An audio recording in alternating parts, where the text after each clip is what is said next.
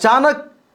मौलाना बदरुद्दीन अजमल के ख़िलाफ़ जमीयत ने ये रुख अपना लिया कि उनको जमीयत से ही अलग कर दिया। मैंने तारीख़ इसलिए बताई क्योंकि अभी मौलाना अरशद मदनी की एक पुरानी क्लिप वायरल हो रही है जिसमें मौलाना अरशद मदनी मौलाना बदरुद्दीन अजमल के ख़िलाफ़ बोल रहे हैं कि वो बीजेपी को फ़ायदा पहुंचा रहे हैं, जमीयत के ख़िलाफ़ वो काम कर रहे हैं, जबकि इस बात को तमाम लोग जानते हैं जो जमीयत से जुड़े हुए हैं कि मौलाना अरशद मदनी का अहम किरदार रहा है UDF को बनाने में, मौलाना अजमल को सियासी तौर पर सपोर्ट करने में। और ये पूरा इख्तलाफ शुरू होता है 2010 में जब मौलाना अरशद मदनी को मोहतमिम बनने के लिए मौलाना बदरुद्दीन अजमल ने सपोर्ट नहीं किया। अब ताज़ा मामला क्या हुआ कि मौलाना बदरुद्दीन अजमल ने बैरिस्टर असदुद्दीन ओवैसी को असम में बुलाया, दोनों ने मिलकर अलायंस किया। असदुद्दीन ओवैसी ने कहा कि AIMIM असम में आकर चुनाव नहीं लड़ेगी, बदरुद्दीन भाई पहले से यहाँ चुनाव लड़ रहे हैं तो AIMIM उनकी पार्टी AIUDF को सपोर्ट करेगी।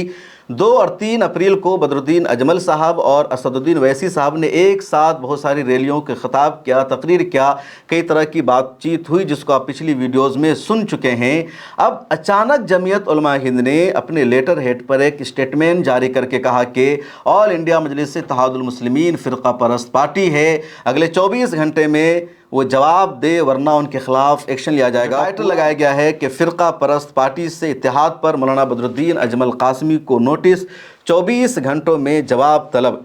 4 अप्रैल 2026 से न्यूज़ है, चूँकि प्रेस रिलीज़ के तौर पर इसको शाया किया गया है। जमीयत उलमा हिंद ने अपनी उसूली पॉलिसी की रोशनी में मौलाना बदरुद्दीन अजमल कासमी सदर जमीयत उलमा आसाम से हालिया इंतखाबी मुहिम के दौरान एक फ़िरका परस्त सियासी जमात के साथ मुबैना इत्तेहाद और अलानिया हिमायत के सिलसिले में 24 घंटों के अंदर तहरीरी वजाहत तलब की है। जमीयत उलमा हिंद के नाज़िम उमूमी मौलाना मोहम्मद हकीमुद्दीन कासमी की जानिब से जारी करदा नोटिस में कहा गया है कि जमीयत की अकाबिर रहमुल्लाह ने आज़ादी के फ़ौरी बाद मजलिस आमला के तारीख़ी अजलास मुनक़दा 17-18 अगस्त 1951 ज़ेर सदारत शेखुल इस्लाम मौलाना सैयद हुसैन अहमद मदनी रहमतुल्लाह अलैह इंतख़ाबात और वोट से मुताल्लिक़ एक वाज़े उसूली और गैर मुबहम पॉलिसी मंजूर फरमाई थी, जिसकी तौसीक़ के बाद मुतअद्दिद इजलासों में भी उसकी तौसीक़ की जाती रही है। जमीयत ने अपनी पॉलिसी में तय किया था कि जमीयत के अरकान और ज़िम्मेदारान के लिए ये लाजिम है कि किसी भी फ़िरका परस्त जमात से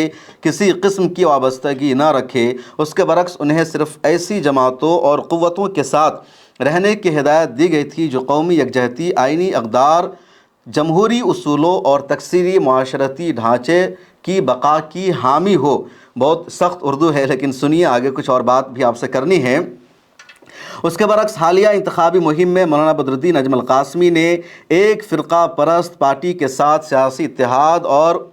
हम नवाई की है और उसकी एलानिया हिमायत हासिल की है जो जमीयत उलमा हिंद की पॉलिसी और उसके बुनियादी उसूलों से सरीह इन्हिराफ है। इस पस मंज़र में उनसे कहा गया है कि 24 घंटों के अंदर अपना तहरीरी जवाब मरकज़ी दफ्तर को इरसाल करे और ये वाज़े करे कि मज़कूरा तर्ज़ अमल किन मकासद, हालात और बुनियादों पर इख्तियार किया गया। बयान में यह भी कहा गया है कि अगर मौसूला जवाब इत्मीनान बख्श न हुआ तो तंजीमी ज़ाब्ते और दस्तूर की रोशनी में मुनासिब कार्रवाई अमल में लाई जाएगी। जमीयत उलमा हिंद ने अपने बयान में इस अज़्म का इरादा किया है कि वो अपने अकाबिर के तय करदा उसूली मौक़िफ़, आइनी अक़दार के तहफ़्फ़ुज़ और फ़िरक़ावाराना सियासत की मुखालफत के मौक़िफ़ पर पूरी मजबूती के साथ कायम है। नियाज़ अहमद फ़ारूक़ी साहब जो जमीयत के सेक्रेटरी है, उनकी तरफ से इस प्रेस रिलीज़ को इशू किया गया है और कहा गया है कि तमाम अखबारात इस ख़बर को छापे। मौलाना को भेजा गया नोटिस या नहीं भेजा गया उसके बारे में कोई ख़बर सामने नहीं आई है। मौलाना की तरफ से भी कहा गया कि उनको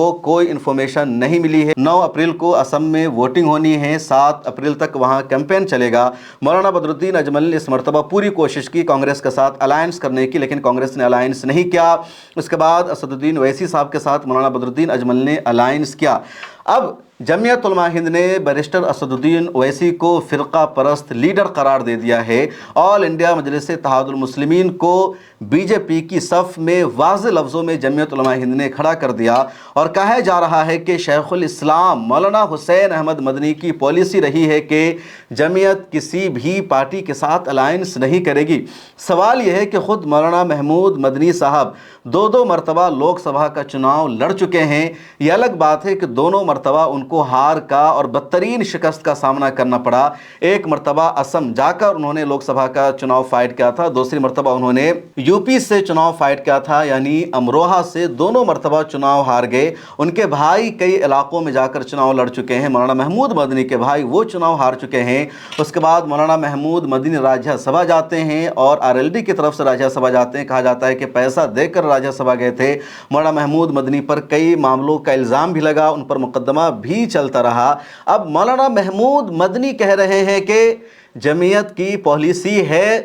سیاست نہ کرنا، کسی بھی پارٹی سے تعلق نہ رکھنا۔ شاید جمعیت علماء ہند کو یہ نہیں پتا کہ جمعیت علماء ہند کے جو فاؤنڈر ہیں، جو بانی ہیں، ان کی کیا تاریخ رہی ہے، اور آج اس تاریخ کو آپ کے لیے جاننا ضروری ہے کہ جمعیت علماء ہند کے جو بانی ہیں، جو فاؤنڈر ہیں، وہ ہے مولانا ابو المحاسن محمد سجاد۔ سب سے پہلے 1917 میں انہوں نے انجمن علماء بہار قائم کیا، پھر 1919 میں انہوں نے اسی کو آگے بڑھا کر جمعیت علماء ہند اس کا نام دیا۔ دلی میں پہلی میٹنگ ہوئی، پہلی میٹنگ میں مولانا ابو المحاسن سجاد موجود ہے، مفتی کفایت اللہ موجود ہے، دوسرے رہنما موجود ہیں، اور اس میٹنگ میں مولانا حسین احمد مدنی رحمۃ اللہ علیہ موجود نہیں تھے، نہ شیخ الہند مولانا محمود حسن دیوبندی رحمۃ اللہ علیہ موجود تھے، بلکہ دونوں اکابر اس وقت جیل میں موجود تھے، تو ان کی غیر موجودگی میں جمعیت علماء ہند قائم ہوئی۔ اب مولانا ابو المحاسن سجاد جن کی فکر کا نتیجہ ہے جمعیت علماء ہند، جو اس کے اولین اور پہلے بانی ہیں، ان کی سیاسی سوچ یہ تھی کہ مسلمانوں کو سیاسی طور پر مضبوط ہونا چاہیے، مسلمانوں کو اپنی پولیٹیکل پارٹی بنانی چاہیے، اور 1937 میں جب برٹش امپائر نے ایک ایکٹ پاس کر دیا اور انڈیا میں پولیٹیکل پارٹی بنانے کی اجازت دی گئی، مختلف پارٹیوں کو چناؤ میں حصہ لینے کی اجازت دی گئی، تو مولانا ابو المحاسن سجاد نے بھی ایک پولیٹیکل پارٹی بنائی جس کا نام رکھا گیا مسلم انڈیپینڈنٹ پارٹی، اور 1939 کے الیکشن میں مسلم انڈیپینڈنٹ پارٹی نے حصہ لیا۔ میجورٹی کانگریس کو آئی، لیکن دوسرے نمبر پر جو سیٹ آئی اسی پارٹی کو آئی۔ نہ تو کانگریس کے پاس مکمل میجورٹی تھی سرکار بنانے کے لیے، نہ مسلم انڈیپینڈنٹ کے پاس مکمل میجورٹی تھی، لیکن جب کانگریس نے سرکار بنانے سے انکار کر دیا میجورٹی نہ ہونے کی وجہ سے، تو سیکنڈ لارجسٹ پارٹی تھی مسلم انڈیپینڈنٹ، اس نے سرکار بنا لیا اور 6 مہینے تک سرکار چلتی رہی۔ جب فلور ٹیسٹ کا موقع آیا، میجورٹی ثابت کرنا تھا، وہ نہیں کر سکے، تو اس پارٹی کی سرکار بن گئی، لیکن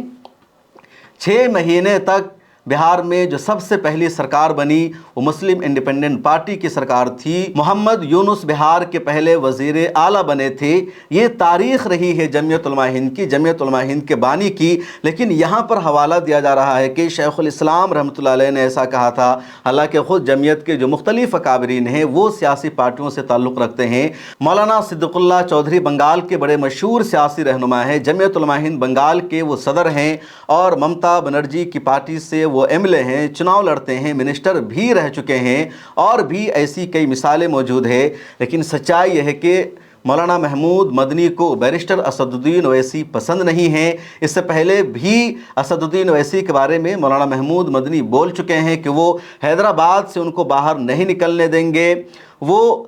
مسلمانوں کے جذبات سے کھلواڑ کرتے ہیں، ان کو وہ صحیح نہیں سمجھتے ہیں، اور اب اس کا نتیجہ یہ ہے کہ مولانا بدر الدین اجمل نے اپنی پولیٹیکل پارٹی کا الائنس کر لیا، تو اس پر جمعیت علماء ہند نے ان کو نوٹس ایشو کر دیا ہے، جبکہ UDF سے جمعیت علماء ہند کا کچھ بھی لینا دینا نہیں۔ جمعیت علماء ہند نے مولانا اسد مدنی نے، مولانا ارشد مدنی نے، مولانا بدر الدین اجمل کو یہ دیکھ کر کہ ان کے پاس پیسہ ہے، ان کے پاس تجارت ہے، یہ پولیٹیکل پارٹی کو چلا سکتے ہیں، سیاست میں اسٹیبلش ہو سکتے ہیں، تو ان کو پولیٹیکل پارٹی بنانے کے لیے کہا، اور اس کے بعد مولانا بدر الدین اجمل کو ان لوگوں نے سپورٹ کرنا بند کر دیا، اپنا تعاون کھینچ لیا، اور اب نتیجہ یہاں تک آ گیا کہ مولانا بدر الدین اجمل جنہوں نے ہر طرح کی قربانی دی، اپنا پیسہ لگایا، اپنی جان لگائی، سب کچھ کیا، ان کو پارٹی سے نکالنے کی دھمکی دی جا رہی ہے۔